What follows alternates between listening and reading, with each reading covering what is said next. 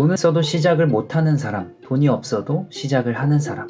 대출하면 나중에 갚아야 하는데 그땐 어떡하지? 경매로 낙찰받으면 살고 있는 사람 내보내야 하고 쉽지 않다던데 새로운 임차인이 안 들어오면 어떡하지? 부동산 경매를 한다고 주변에 이야기했을 때 가장 많이 들었던 말들입니다. 이런 생각을 한 번쯤 해봤다면 오늘 영상을 끝까지 한번 들어보세요. 당신의 인생을 송두리째 바꿀 수 있는 이야기니까요. 안녕하세요. 내성적인 건물주 최 선생입니다. 먼저 두 가지 질문을 해볼게요. 아르바이트 해본 적 있으세요? 대부분 있을 겁니다. 그럼 두 번째, 첫 출근하기 전날 두려웠었나요? 아마 두렵다고 느꼈을 겁니다. 물론 새로운 일을 배운다는 것이 흥분되며 신났을 수도 있습니다. 그러나 대부분 막연한 두려움이 생기죠. 왜 두려웠을까요?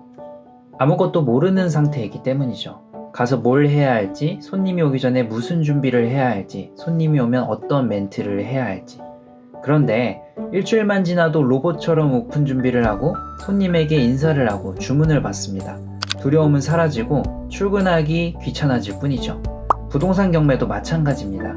모르기 때문에 두려운 거예요. 몇백 명, 몇천 명의 수강생들에게 강의를 하면서 느낀 게 있어요. 사람들은 고작 이걸 모르고 있기 때문에 두려워한다고 말이죠. 앞으로 할 이야기는 건물주가 되고 싶으신 분만 들어보세요. 첫 번째, 대출.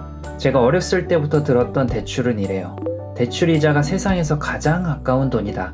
그런데 누군가는 대출을 이용하여 돈을 벌고 있다는 거예요. 이게 무슨 소리인가 궁금했죠. 찾아보고 공부해보니까 정말 단순했습니다. 대출금을 이용하여 대출 이자보다 많이 벌면 된다. 너무 쉽죠? 근데 누가 그러더라고요. 대출 때문에 망한 사람 많이 봤다. 당연히 무리하게 대출하면 망할 수도 있죠. 성공할 수도 있고. 저는 망하는 게 싫어서 정보를 찾아보고 읽고 보고 공부를 했습니다. 그리고 전략적으로 대출을 이용하기 시작했죠. 현재는 대출 이자를 나의 돈으로 갚는 게 아니라 임차인의 월세로 갚고 있습니다. 물론 대출 원금을 갚기 시작하면 남는 게 없을 수도 있어요. 그런데 남는 게 없으면 제가 왜 하고 있을까요?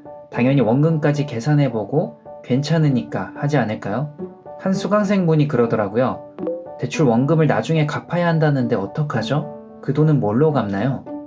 경매 대출은 상품마다 조금씩 다르지만 보통 30년에서 33년 상환기간을 가지고 있습니다. 이 기간 동안 원금을 분할해서 갚거나 원금 50%만 분할해서 갚고 33년 후에 나머지 50%를 갚는 상품도 있죠. 만약 30년, 33년 동안 돈을 못 모았다. 그러면 대출 연장을 시도하거나 다른 대출 상품을 알아보면 됩니다. 최악의 경우는 뭘까요? 모아둔 돈도 없고 대출 연장도 안 되고 갈아타기도 안 되고. 그러면 이 집은 경매로 넘어가겠죠? 저는 경매로 처분해서 갚으면 된다고 생각해요. 최악의 경우를 생각해보고 감당할 수 있으면 해보는 거죠. 그리고 대출에 대한 또 다른 생각이 있어요. 누군가는 대출 원금을 빨리 갚으면 좋다고 합니다. 빨리 갚을수록 이자는 줄어드니까. 근데 투자자들은 대출 원금을 갚는 걸 최대한 미루고 죽어도 안 갚으려고 해요. 왜 그럴까요? 30년 전에 5천만 원이랑 현재 5천만 원을 생각해보세요. 어떤 돈이 더 가치가 높을까요? 당연히 30년 전인 5천만 원이 훨씬 가치가 높겠죠. 자, 오늘 5천만 원을 빌려서 20년, 30년 후에 갚는다고 하면 어떨까요? 남의 돈을 이용하여 돈을 벌다가 30년 후 돈의 가치는 떨어졌지만 내가 빌렸던 금액 그대로 5천만 원만 갚으면 되는 거죠. 소액으로 건물주가 되기 위해서는 대출을 이용해야 합니다. 그리고 대출 원금을 최대한 늦게 갚도록 전략을 짜야 하죠. 물론 무턱대고 대출을 막 이용하면 망할 수도 있어요. 그렇기에 안전하면서 나에게 유리하게 이용하는 방법을 배우고 공부해야 합니다. 두 번째, 명도. 명도는 토지, 건물과 같은 부동산을 인도받는 것이라고 합니다. 어렵죠? 경매로 집을 낙찰받으면 안에 살고 있는 사람과 재계약을 하거나 내보내야 해요. 집에 살고 있는 사람과 협상하여 내보내고 열세를 받는 것을 명도라고 하죠. 이런 명도가 두려워서 부동산 경매를 못하는 분들이 실제로 많더라고요. 내성적이었던 제가 가장 걱정했던 부분이기도 합니다. 그런데 해보니까 그렇게 걱정하지 않아도 되더라고요. 그 집에 살고 있는 사람도 경매로 나간 걸 알고 있기 때문이죠. 어떻게 알고 있을까요? 법원에서 집이 경매로 넘어갔다고 등기로 알려줍니다. 집에 살고 있는 사람은 그때부터 인터넷으로 조사도 해보고 주위 사람들한테 물어보면서 마음의 준비를 하지 않을까요? 여러분도 임차인의 입장에서 한 번만 생각해보면 답은 쉽게 나올 겁니다.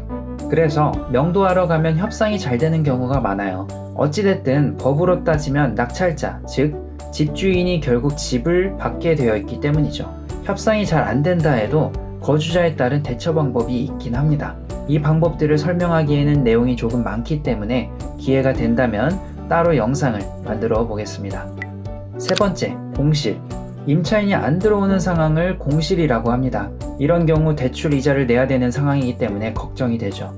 우선 저는 최악의 상황을 고려하고 들어가요. 처음부터 공실 3개월에서 6개월을 생각합니다.